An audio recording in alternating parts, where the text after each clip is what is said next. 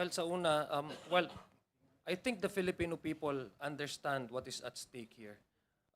Dito sa usaping na impeachment trial. Ang at stake po dito ay yung ating saligang batas talaga at yung pananagutan kung saan binigyan ng kapangyarihan ng saligang batas ang Senado, katangi-tanging kapangyarihan, exclusive power to try and decide impeachment complaint.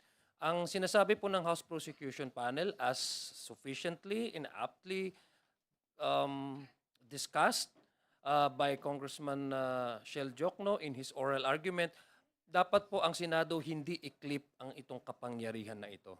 Dapat hindi i-restrict ang Senado acting as impeachment court para ma-access niya yung dapat na mga material na ebidensya na magiging importante or indispensable para ito po ang mag-arrive into a fair, impartial, and sound judgment based on the evidence that they have to obtain. Yung sinabi po ni Attorney Jay kanina, ito po ay pagbibigay access para po yung subpoena na po yun, makuha po itong mga material na ito na very important for the court to have a accurate basis for them or reference for them to arrive into a conclusion, a sound and impartial conclusion. Kaya nga po kami sa House Prosecution Panel, nakikita natin yung ano yung nagiging reaksyon ng taong bayan. Dahil alam nila, naintindihan nila na ito lang yung paraan kung paano ang Senado ay mabigyang yung kanilang magiging pagsusuri ay it will lead also to them not only resolving the case but also to exercise yung kanilang katangi-tanging kapangyarihan. The truth shall set us free. And I'm not mentioning this based solely on religious tone. Ito, naiintindihan po ito ng ating taong bayan. And if we go back to our experience in the past, yung nangyari po dun sa kay Estrada impeachment trial, yung taong bayan dahil it was not, the envelope was, it was not opened,